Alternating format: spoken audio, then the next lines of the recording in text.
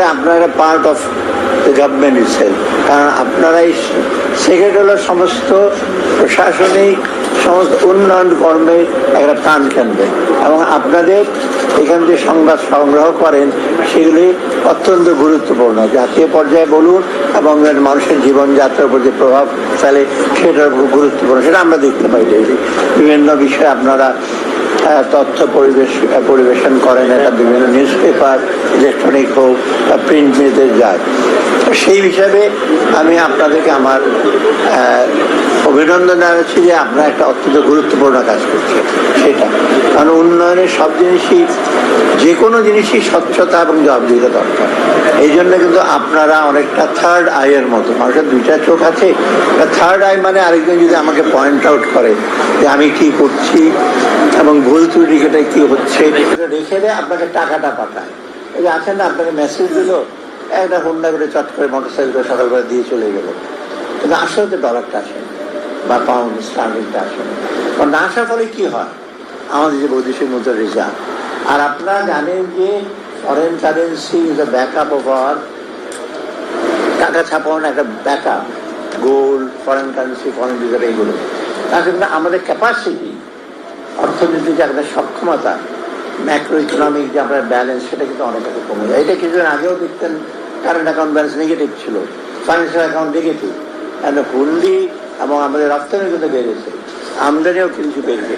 তার ফলে আপনি দেখবেন current account balance positive, financial account positive, এবং মোটামুটি ম্যাক্রো ইকোনমিক স্টেবিলিটিটা আসছে, একেবারে পুরোপুরি চলে আসছে সেটা বলবো না, বাট মোটামুটি কিন্তু কিছুটা স্থিতিশীলতা আসছে। আর যারা রেমিটেন্স যারা পাঠায়, তাদের বাংলাদেশের যারা রেমিটেন্স পাঠায়, তারা কিন্তু অত্যন্ত আমি বলবো কি এক্সপ্লয়েটেড অনেকটা। কোনো পৃথিবীর কোনো দেশই কিন্তু 4-5 লক্ষ টাকা দিয়ে যায় না। এই নেপাল বলুন, ইন্ডিয়া বলুন, ইন্দোনেশিয়ান বলুন, যারা যায় এত টাকা দিয়ে কিন্তু চলে যায়।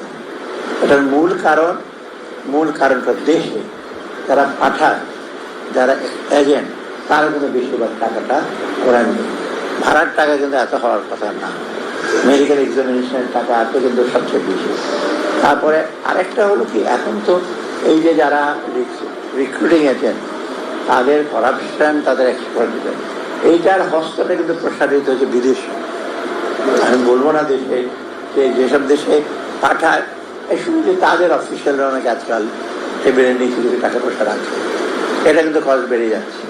আপনারা দেখবেন ওখানেও কিন্তু যাদের যেখানে পাঠায়, যারা হয়তো সেটা পাঠায়, তারাও কিন্তু এই টাকার ভাগিদার, হয়তো কম, খুব বেশি। এইটাতে তারা এক্সপ্লয়েট হচ্ছে, বেতন ভাতা দিয়ে যা পায় সেটা কিন্তু আশানুরূপ না অন্যান্য দেশের তুলনায়। আর সবচেয়ে ছিল তারা বেশিরভাগ আনস্কিল, এটার কিন্তু এক্সপ্লয়েটেশন নেই। আপনি যেখানে যান, বাইরে যাবেন, বেশিরভাগ দেখবেন। আমি কয়েকদিন আগে তো মদিনা থেকে আসলাম ইসলামী ডেভেলপমেন্ট ব্যাংকের মিটিংয়ে, দু একটা হোটেলে, আমি যে হোটেলে আমাদের অ্যাসিস্ট্যান্ট ম্যানেজার ক্যাটারিং, সে বাঙালি, কিন্তু বেশিরভাগ কি তোর ক্লিনার এবং এসে। কিন্তু অপরপক্ষে দেখেন একজন শ্রীলঙ্কান, একজন ইন্ডিয়ান, একজন পাকিস্তানি, সে মোটামুটি আইদার ম্যানেজার আর অ্যাসিস্ট্যান্ট ম্যানেজার আর ডেস্কে বসে। অর্থাৎ তফাৎটা হলো তারা মোটামুটি লেখাপড়া শিখে আসছে, ল্যাঙ্গুয়েজটা ভালো জানে এবং তাদেরকে প্রেফার করে। এখন আমাদের সময় হয়েছে কিন্তু কিছুটা একেবারে আনস্কিল লোক এসে চলে যাওয়া, সেটাকে আমাদের রোধ করতে হবে। সেটা কিন্তু আমাদের উপর ডিপেন্ড করে বেশি। আমরা যদি ট্রেনিং দিই তাদেরকে, তারপর তাদেরকে যদি আমরা সুযোগ সুবিধা দিই, তারাও যখন এখানে আর্ন করবে, তারা টাকা পাঠাবে। আরেকটা আমাদের একটা দিক হলো, এখানে রিসেন্টলি আমি দেখেছি প্রচণ্ড প্রেশার, এই যে জাহাজে করে। আমার এক চেনা ভদ্রলোক আমার একটা চাকরি হলে, তার ছেলে ইটালি, তুই 5 মাইল না 7 মাইল দূরে কোস্টে জাহাজ থেকে নামিয়ে দিয়েছে, সে উত্তাল সমুদ্রে সে মারাই গেল। ইয়াং একটা ছেলে, কুমিল্লা, তখন আমি বার্ডের ডিউটি ছিলাম, মারা গেল। কারণ এত সে করে তো, এবং তার ডেড বডি আসে 3 মাস পরে, সেটা আরেকটা দুঃখজনক। এই পোস্টমর্টেম করবে, অ্যাম্বুলেন্সের সাথে গেছে, মানে একটা ফ্যামিলিকে, অথবা যে বাধ্য হয়ে এবং জীবিকার তাগিদে কিন্তু চলে যাচ্ছে। এইটা কিন্তু আমাদের সাথে আরেকটা আমাদের দুর্বলতা, সেটা আমরা স্বীকার করি, আমাদের যারা পলিসি মেকার আছে তাদের দুর্বলতা। কারণ এখানে হলো আমরা যেটাকে বলি যে পুশ ফ্যাক্টর, লোকজনকে ঠেলে দিচ্ছে বাইরে। আরেকটা যে পুল ফ্যাক্টরটা কি, লোকজন অ্যাট্রাক্ট করে, মানে আমেরিকা আপনার পুল করে বেশিরভাগ, তাই না, যে লোকজনকে ডাকে।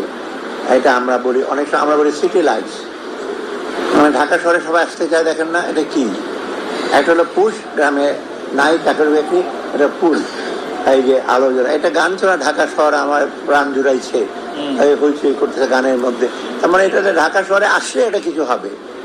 এবং এই যে concentration, which is bad also, balance development না।